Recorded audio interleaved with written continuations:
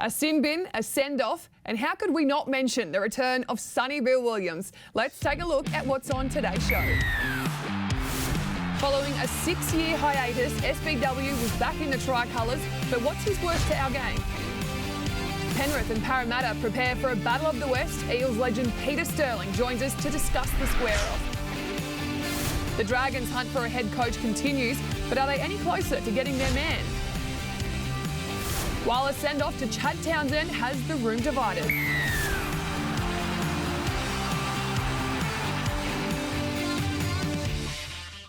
25 sleeps before the NRL Telstra Premiership Finals Series kicks off. Not that we're counting or anything. Jamie Soward, Michael Chammas and the great Peter Sterling will actually be joining us very soon to talk all things Parramatta Eels. But gents, just first, we'll rehash on the Warriors and the Eels game. The Eels just managed to seal the deal 24-18. What were your thoughts out of a convincing possibly 30 minutes from the Eels in the first half?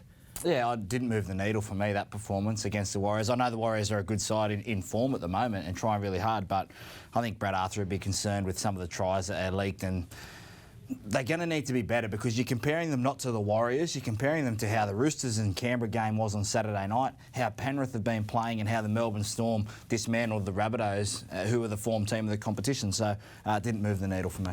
They just need to be good when it matters, and I just don't know in that first week of the finals. If they can get through that first week, get a week off and go through to the prelim, anything's possible. But if they lose that first week, they're in danger of going out the back door. If they were to go and play Melbourne this weekend up at Suncorp or Sunshine Coast, where it will be in the first week of the finals, they're not beating Melbourne. I know we're talking about the Parramatta Eels, but can we quickly talk about that incredible try from Chanel Harris-Tavita when he got the double, but that first one? Dreamy eyes.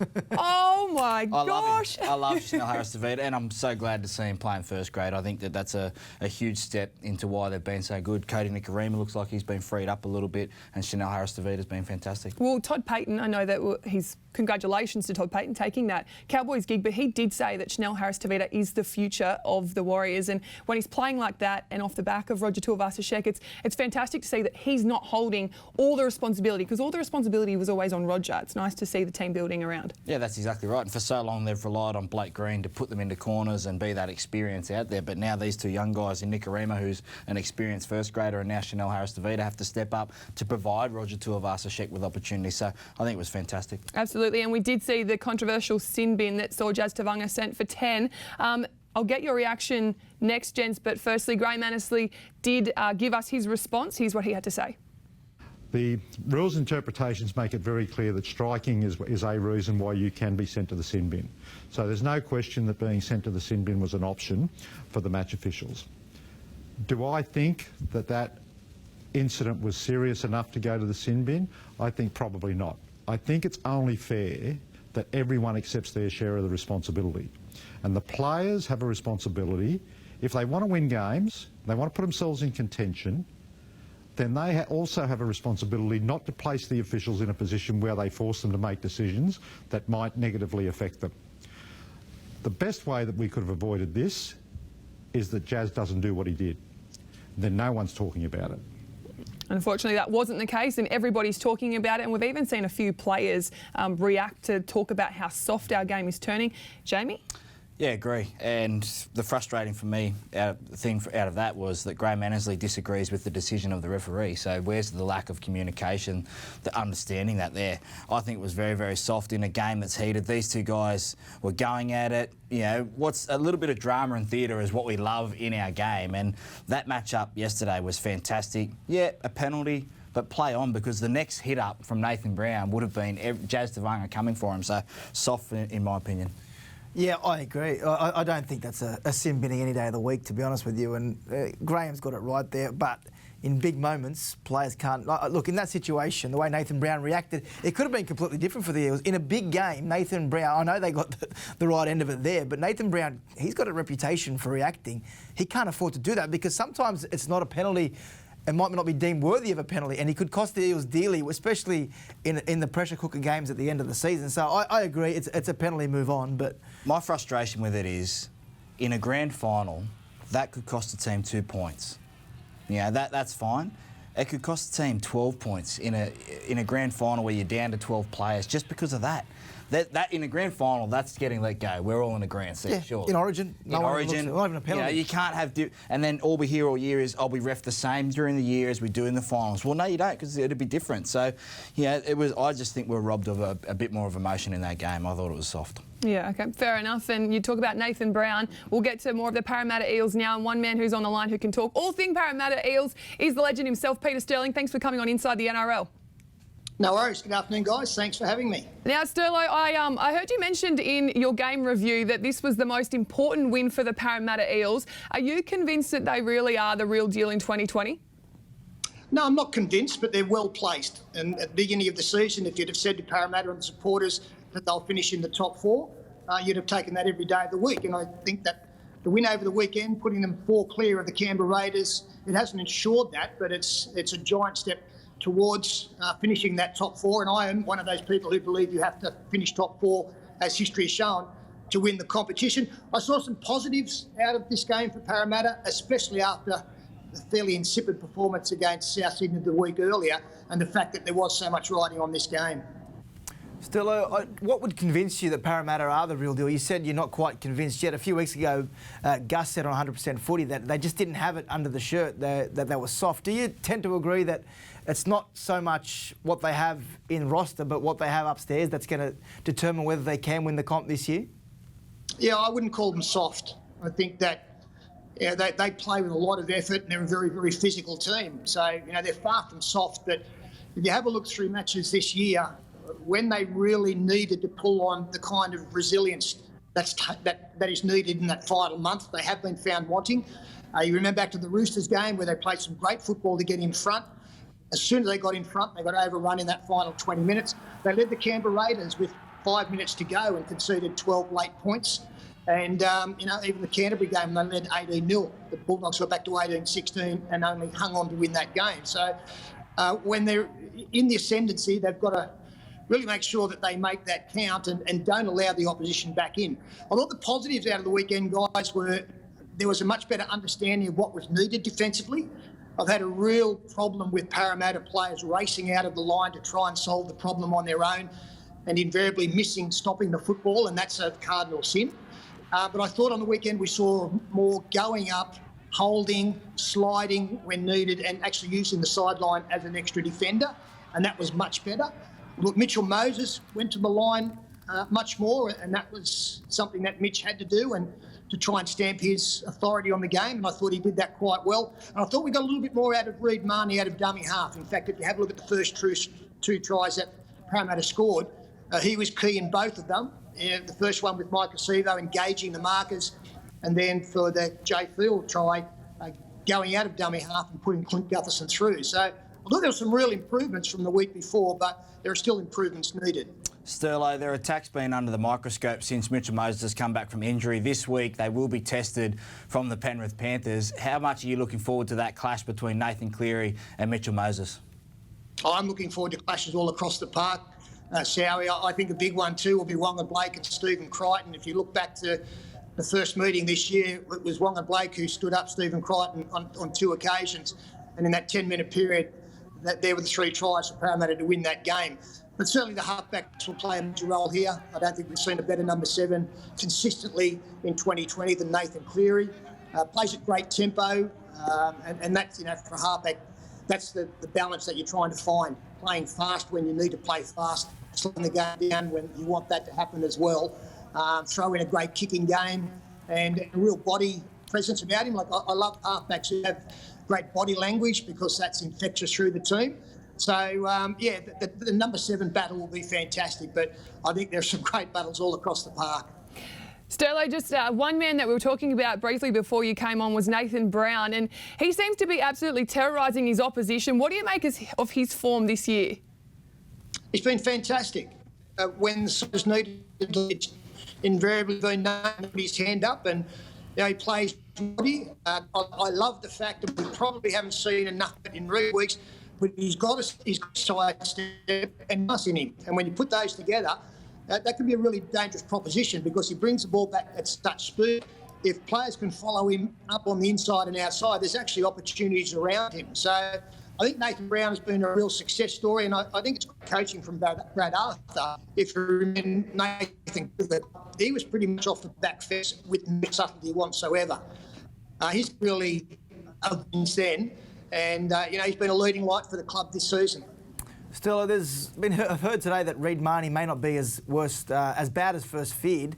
Can you talk about the impact if Reid Marnie doesn't play this year? Because they haven't got too many options in the hooker role to replace him in the coming weeks. Well, I've got everything crossed. I've got everything crossed that Reid Marnie will be okay, because it's the one area that we have depth. And was the concern earlier this year, and we actually escaped through that COVID period where Reid Marnie actually got injured early in the season and would have been on the sideline for a lengthy spell, but that was when the game went hibernated. Stone is the player who would come in if Reid wasn't there. I love him as a player. He's a tough individual. He's got a tremendous get about him. But a specialist dummy half. So Reid Marnie's chances is vital, especially when you consider that it probably won't be a Dylan Brown a long period of time as well. Sterlo, sorry, we think you're hopping in and out with the internet connection there, so I won't hold you up for too much longer, but just quickly, how do you see this one playing out at tip? I know you're probably going to go para. Look, my head one thing, my heart probably said the other. I'd love to win this one, but the Penrith Panthers, it's just a chink in their armour. They're obviously relishing the run that they're going. They're having alignment. Parramatta will need to improve again, but the team that has beaten Penrith here, if they made it 2 in a season, in a normal confidence builder for the Eels as well. So I think the Penrith should be favoured to win it. Fighting off Parramatta, I think that they'll go there fairly confident after what was a much improved performance last weekend in a number of areas. Yeah, absolutely. I'm pretty sure I've pieced together what you were saying there. It was Para with your heart and Penrith with your head. It was going in and out, but we appreciate your time so much. Of course, everyone can catch that game live on Channel 9. Sterlo, thanks so much again. Appreciate it. Have a good evening, guys. You too. Catch you later. Peter Sterling there, that one live on Channel 9 on Friday night. Battle of the West, gents. It's going to be absolutely brilliant, isn't it? He brought up some good points there. He's pretty much, I know he's in and out, but he's just talking about Parramatta's resolve. They are the only team to beat Penrith, and you think about how they were going at that time of the year. They went into half-time 10-0 down. It was all Penrith, and they just hung in there. We haven't seen that from Parramatta since. We've seen some inconsistent performances. Last week, they got rissoled by the South Sydney Rabbitohs, so maybe both teams are looking for this top 4 clash. Yeah, I'm not writing Parramatta off just yet. Look, they'll go into this, obviously, the underdogs, and rightly so, but I just think all the talk around Parramatta that they just can't do it, that they're soft, and all this noise around them may actually ignite something in Parramatta that they have been missing all season.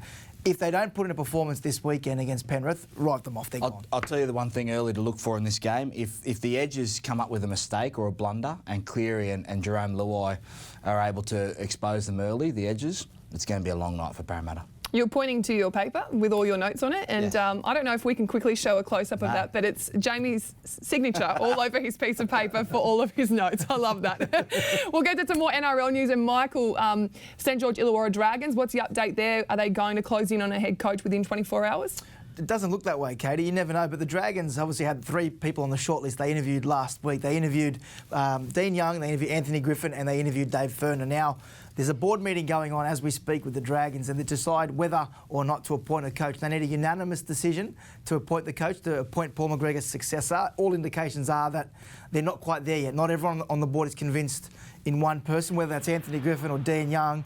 So this may drag out a little bit longer, Sowie. And I don't know if Dean Young has done himself any favour. If he had won the last 2 games, perhaps that was a strong enough case to mount that Dean Young should be the next coach, because reality is there isn't a wealth of options out there for the Dragons. So Dean Young could have put himself in the box seat if he just managed to drag those wins against the Titans and Cowboys, but they've come up short. Are you convinced that Dean Young is the answer, or would you go in a different direction? I think the sample size for Youngie having played with him, is probably a little bit short. I think that what we saw, that performance against the Titans for me was at home was really, really poor. I was there firsthand watching it, and I just couldn't believe that team had turned up like that with their season still on the line. And then last night, it's always a tough trip up North Queensland. You go up there on game day now, they're in the game, but they seem like a team at the moment that just invites another team to come and beat them. So I think the sample size for Young is really, really small at the moment. He's obviously got some deep roots in the club there with obviously his playing career and his father and that there. So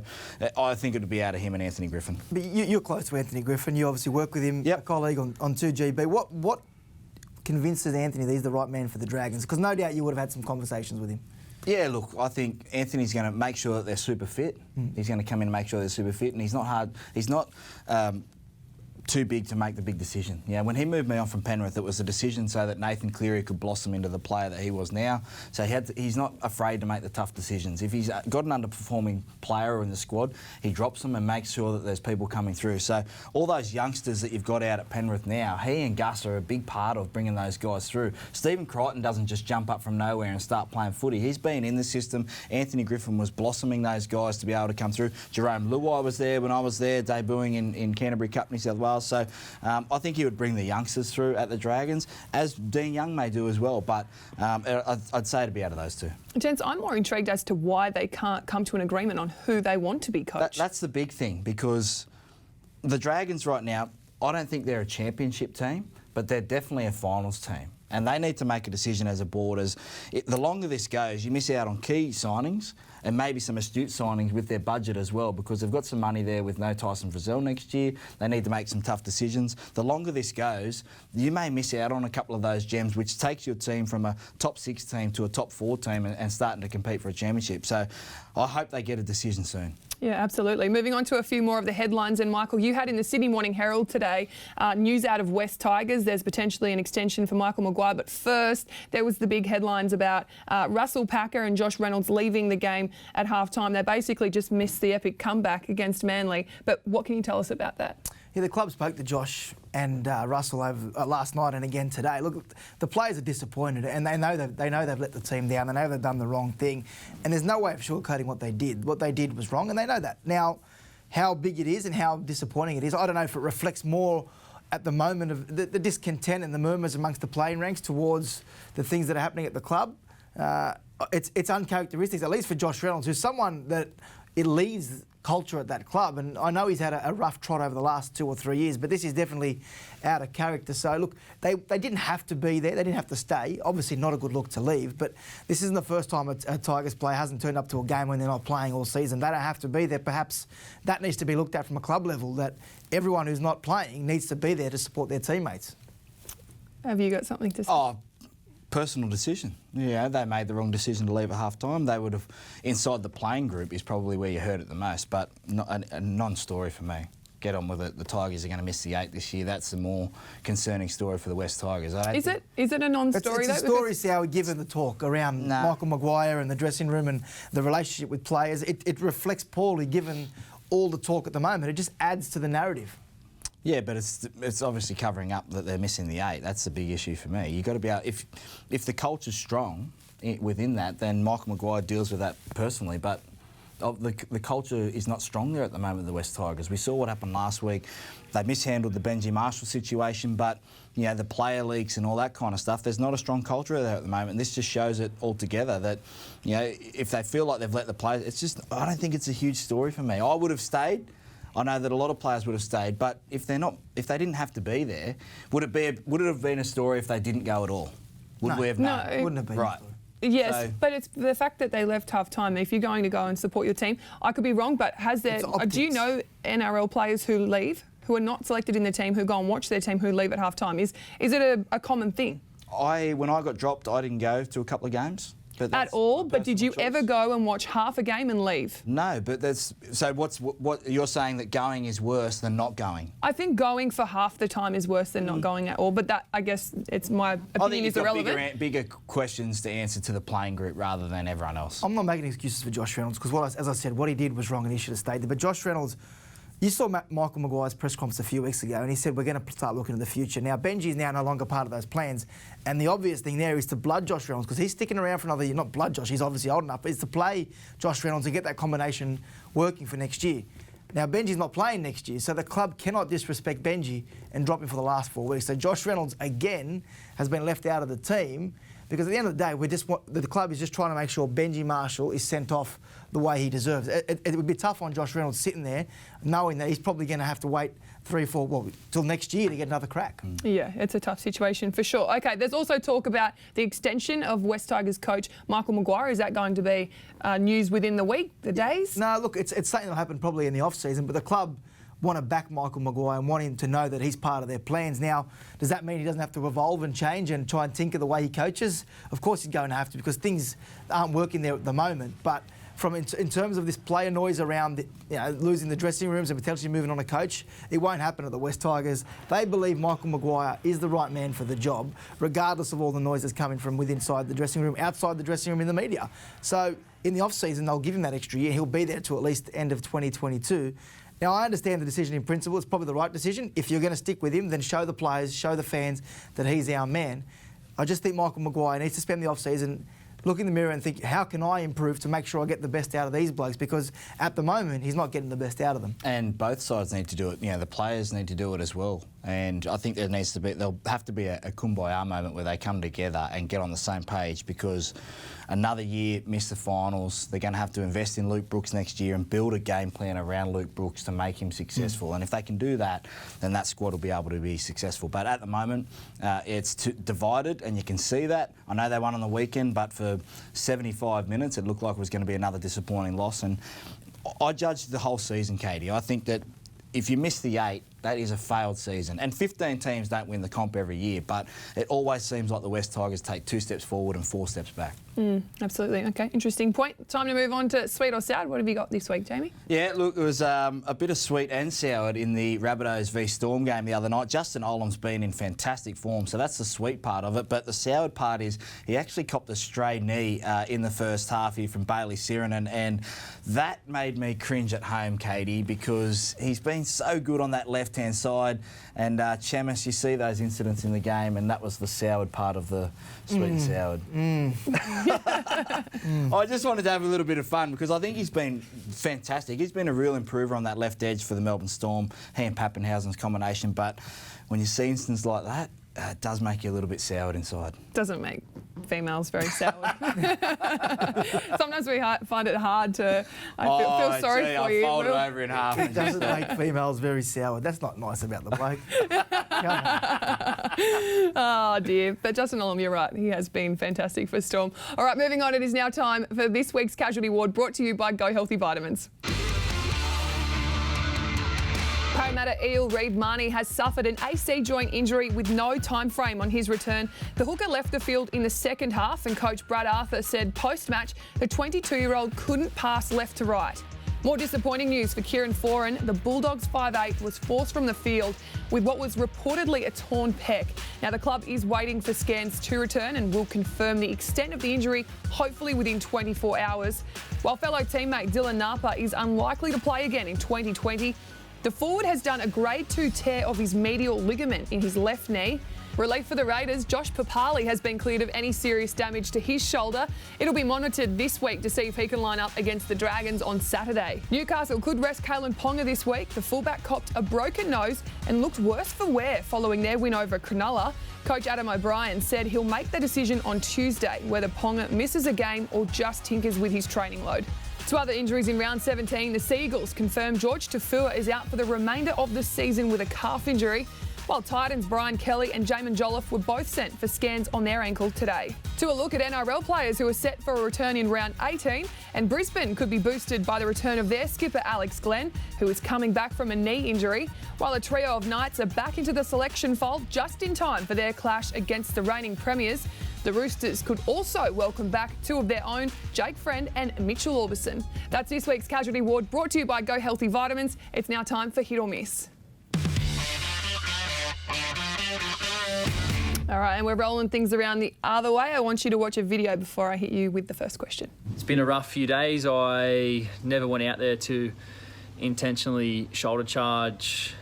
Obviously, with those 20 taps, everything happened so quickly, and I was just competing and trying to do something good for my team, and obviously, it came off the wrong way, which I definitely do regret. It's never a good feeling to, miss games, especially when you're healthy and you're fit and you're ready to go.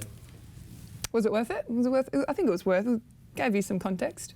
Yeah, no, I appreciate the research that you put into the show, Katie. That's actually good to hear from Chad Townsend. But Okay, I'll hit you with the hit or miss question. Chad Townsend deserved to be sent off for his hit on Kalen Ponga. Hit or miss? I know you don't like me sitting on the fence. I'm happy either way, honestly. Like if it looked so like it was one of the biggest hits I've ever seen.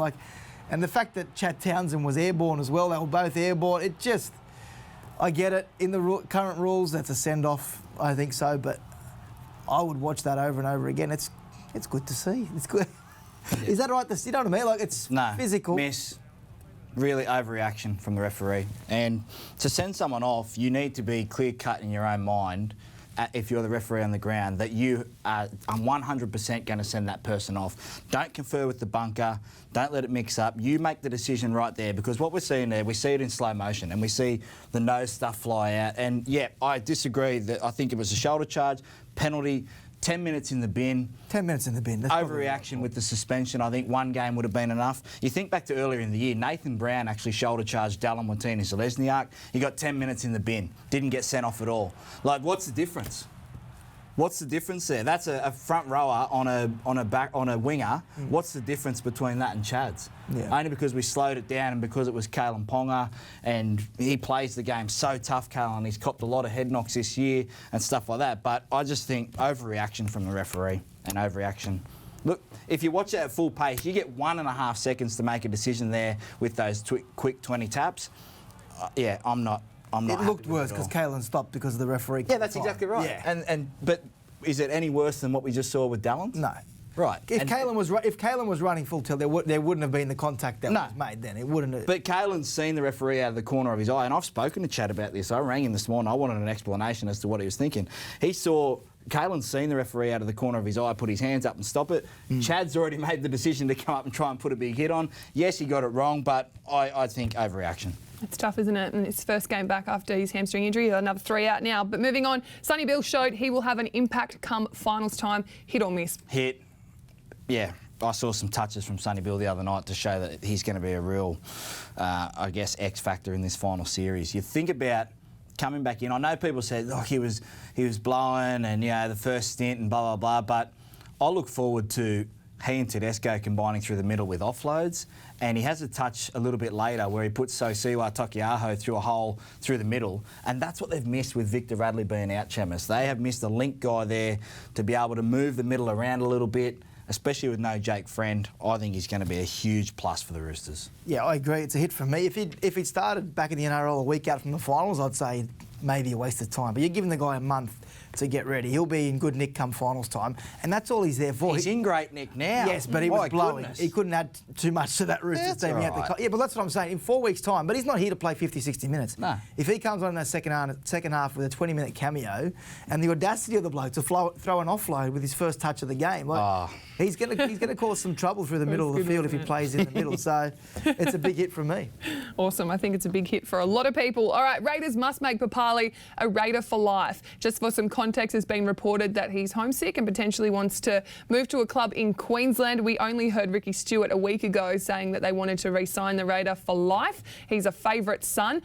Michael, is this a hit or miss for you? Well, if he's genuinely homesick, I'm not sure. I haven't spoken to Canberra in regards to the legitimacy of those stories. But if he's genuinely homesick, Ricky's not the sort of guy, as we've seen with John Bateman, that is going to stand in Josh Papali's way. But I think there's a romanticism around Josh Papali finishing his career at the Raiders. He's been such a great servant for that club, and to be honest with you, he's probably the most improved player in the NRL over the last 2 years. He was on the NRL scrap heap a couple of years ago. He was that unfit and looked like he'd finished his career in reserve grade. He's now the premier, if not in the top two, he's the premier front rower in the game. So, yeah, they should keep him at the club till he's decided his time is up. Well, that's going to be the decision of he and his family. I think you can put a life contract to him, whether it's an extension on the contract he's already got now. But if he's dead set on, ready on going home to Queensland. I don't think anyone will be able to stand in his way. You may be able to work out a player swap to sort of soften that blow because he is such a premier forward. So try your best, Raiders, but it'll be up to him and his family. Yeah, okay. Good point there. All right, it's time for your power rankings, Jamie.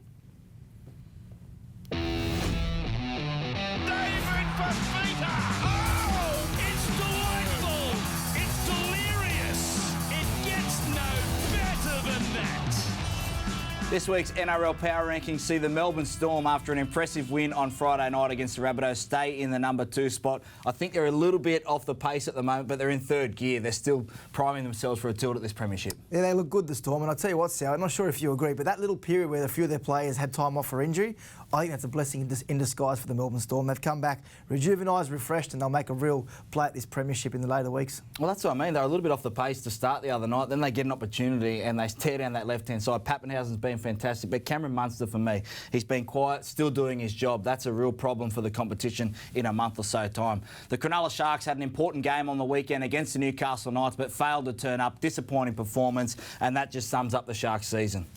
They probably shouldn't be in the 8, Sowie. They've been that bad against the top teams that you could argue they don't deserve to be there. The draw has been so favourable to the Sharks that they will be there.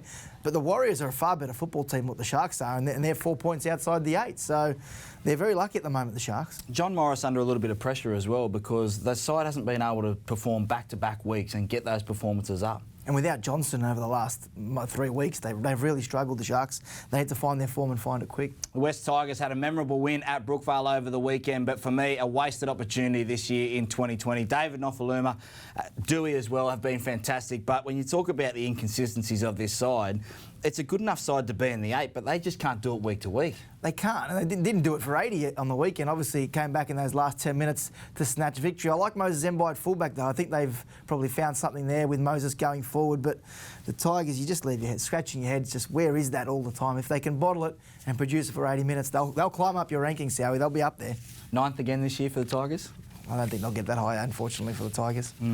Keep an eye out for the NRL Power Rankings every Monday on NRL.com. Thanks, Jamie. Now to our next guest, the co-founder of Got You for Life, Gus Wallen. Thanks for coming on Inside the NRL. Oh, it's a pleasure. Thanks for having me on, guys. Now, it's some pretty exciting news. NRL State of Mind have partnered with Got You for Life. For our audience who are unsure of what that is, what is it? Yeah, so State of Mind's been around for a couple of years now. You would have seen the ads on the telly. Don't stay on the sideline.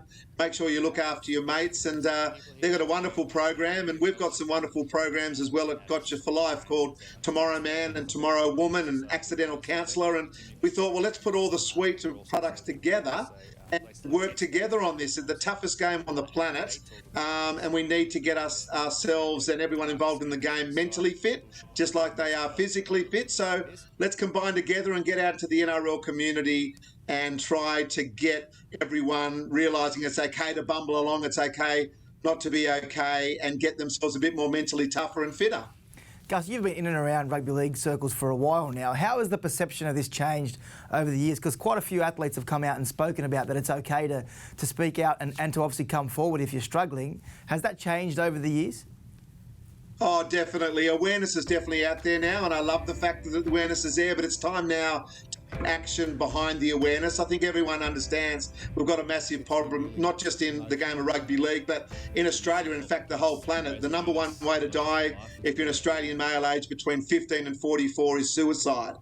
So if you just think about that for a moment, that stat and how sad that is, we're not doing something right. And the old school rules of, she'll be right, mate, just keep giving it to me, and I'll keep taking it on. Well, it's obviously not working, and burying your emotions is something we need to change. So we need as many programs out in the community as possible to stop that, build mental fitness and get those suicide rates down to zero and get people feeling better between their melons, because I reckon it's going to get even worse after the government turn off the tap after this COVID situation. Gus, you talk about now is the time for action. How proud of you were Greg Inglis and that story that we saw last week? Because having bumbled through life myself at certain stages, it always helps when someone of that stature comes out and speaks about their own problems and makes you sort of feel okay to speak up yourself. That's exactly right, Sal. That's 100% right. And someone like Greg is just, one of the ornaments of the game. much loved Indigenous player in particular, and the numbers for the Indigenous youth are much worse than the stats I've already given you. So people like Greg standing up and saying it's okay not to be okay, and I'm looking for support and I am bumbling through my life, it just gives everyone else a chance to go, well, if Greg's feeling that way and everything that he's about, well, that gives me the permission to actually be that way as well and not have all the answers and not live in this perfect social media world. So it could be nothing more important than ornaments of the game like him stepping up and saying the same thing. So I'm looking for as many of those blokes as possible. Jake Tavoyevich and Benji Marshall are both ambassadors for Gotcha, and you couldn't get, in Jake's case, a more tougher bloke on the field. You know, brilliant player, hard nut, but the softest, loveliest bloke off the field, and young kids can look at him and go, well, I don't have to be tough everywhere. I just have to be tough when I need to be, and I can be a little softer outside of that, and that's what we're talking about. Absolutely. Gus, for our NRL audience who is watching and wanting to know where they can go for some advice, what would you say to them?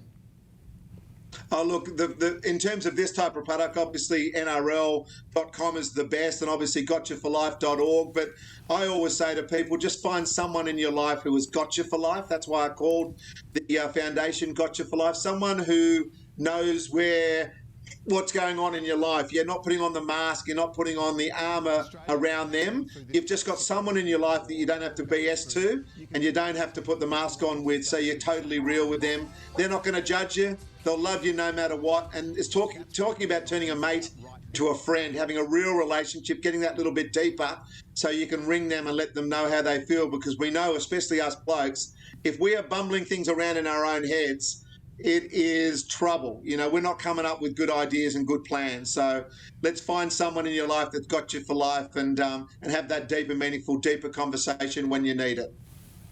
Gus, I wanted to know if you'd forgiven the man next to me, because all those years, I know it was a long time ago, but he played a big part in the artwork on your body over the years. Can you talk me about Jamie Soward and that moment he kicked the field goal? Because I'm sure you can't forget it.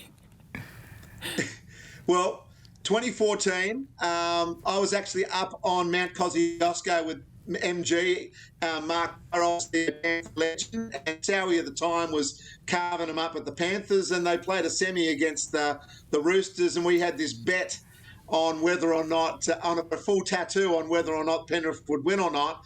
And I now have on, at the base of my back or at the top of my bum, a 7-year-old drawing of a cat that's meant to be a panther by MG's daughter, because Sowie knocked over that field goal to win the game for us. Good on you, Sowie. You played beautifully, and Jersey Flegg kicked a great field goal to win a grand final. And I remember you carved us up in a Anzac Day game 30-0 when you're at the Dragons, and mate, you had a brilliant career, so congratulations to you, big fella. Yeah, thanks, Gus. You're making me blush, which is quite hard. Appreciate that. Hey, just quickly before we let you go, Sonny Bill Williams made his return to the Roosters on the weekend. I actually loved what I saw from Sonny in his 14 minutes on the field. It gives your side a huge lift. Do you feel like the momentum's starting to build for a three-peat? Yeah, it certainly does. I mean, that game for me was brilliant. I knew he wouldn't play a huge part, but it's just having him around the club. I mean, Robbo said it, plenty of other people have said it. He just sets really, really good standards. So he's fantastic to have around, and he's going to have Gotcha for Life across the back of his jersey, not next week, but the week after and every other week until we either go to three-peat or get knocked out because of his beliefs. He can't have a betting relationship, so he's decided on Gotcha for Life as his charity partner. He's actually giving us $10,000 of his own money to go into a school in the eastern suburbs to put in the mental fitness program. So very, very excited that Sonny's back, and the fact that he's selected Gotcha for Life as his charity partner. And you know him well. He's a big man. He's a lovely man, but so humble, and great to have him as part of the Roosters and Gotcha for Life. Yeah, that's absolutely incredible, and love that he's giving back to this great game. And Gus, well, thank you so much for all the work that you're doing with Gotcha for Life, and of course partnering with NRL State of Mind. It's not going unnoticed, and we know how important it is. So thank you once again. Thanks, guys. Love the show, and thanks very much for having me on, and thanks for supporting Gotcha for Life and State of Mind, and would love you guys involved if you'd like to be further down the track. Yeah, he's a great man, and I'm sure we'll all have to jump on board that because it is a great cause, isn't Definitely. it, working with NRL State of Mind there. But before we do wrap things up, it is now time for Champ or Chump. And this week, I'm pretty sure it's going to be a trifecta of chumps. And starting with our very own Michael Chammas, you feature this week. Happy Father's Day, by the way. Thank you, Katie. For yesterday, both of you. Sorry, Jamie, you as well. But Michael, now your son Ollie filled in and gave us some great insights into your father. And one of these ones was, I can't read. If Daddy was an animal, which one would he be? A cat, because they are small. Thanks, Ollie. I'll transfer you that money later. When his preschool teacher gave me that on Friday, I was reading. I was quite, I was emotional, and then I got to that bit, and I said, "Kid, we're not going to the park after that." Straight home. We've caught him a lot worse behind his back. Don't worry about I that. also like the one about your hair as well, black because you're older, and you do love your hairdos. You come in each week with a fresh fade, so you'll say, "Oh, a few more greys." At least you said it was a compliment there. That's right. It was I'll black. take that. Chammas the cat. The second one was also one of our NRL colleagues, Zach Bailey. I want you two to vote whether he's a goose or this is a great goosey.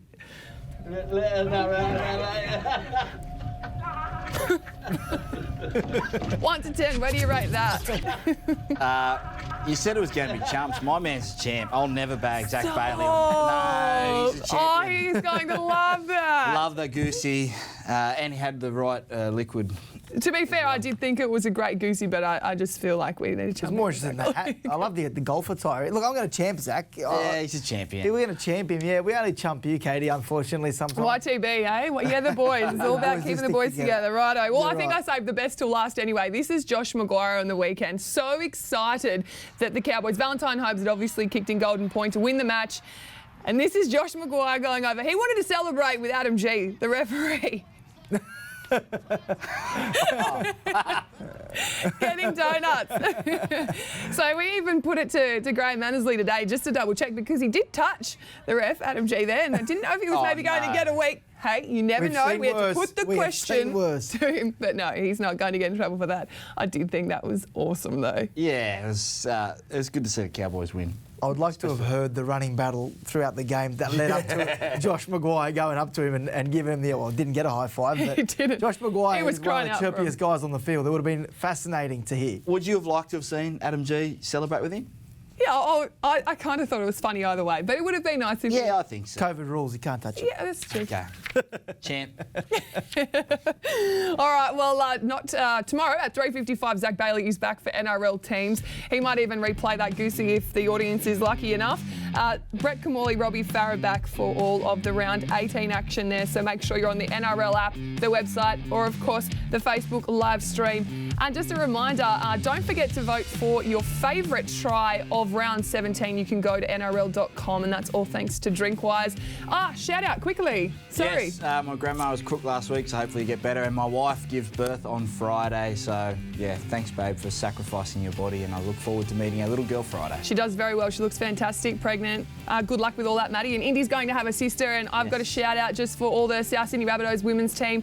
I was requested for the rehab group. Love the rehab group. Love everyone in there. We're out of the season. We lost 24-0 in the elimination final, but love you all very much. And hopefully we can do big things in 2021. And that's it. Do you have a shout out? No, Katie, I will wrap it up there, I think. Oh, did you want to wrap it up? No, You know what I say? I might take your job actually one day. You know what I say? Okay, well, until next Monday, have a good one.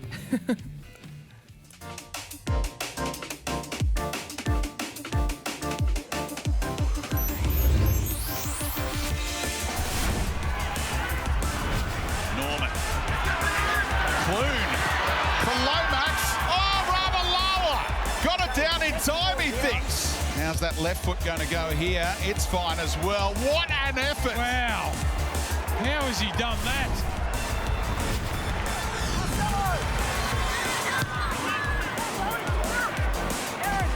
Coming forward, nobody really keen to make a play at it for the Bulldogs. It bounces for Thompson. He puts a second kick in. Over the head of Meany. Charging through. Don is there. Not tackled. Play on. It looks good. Don is good. Can you believe that play? This is going to be the most unlikely of tries. could have used 6 more as well, but they might come up with something here. Now, Moses Mbai, Adam Dewey, pushing away from Hopewadi. Needs to get rid of it. Still going though, Dewey. Now finds Brooks. Now Grant. Here's Garner. Oh, they had him shot. Grant. Lailua. Oh, for Luma!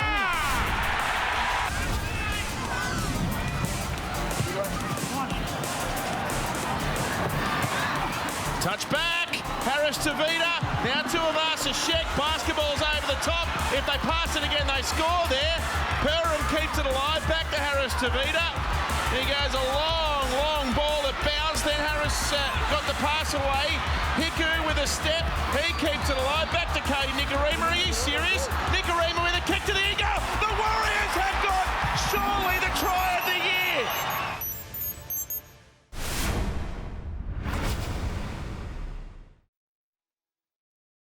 He hits it. He's got it.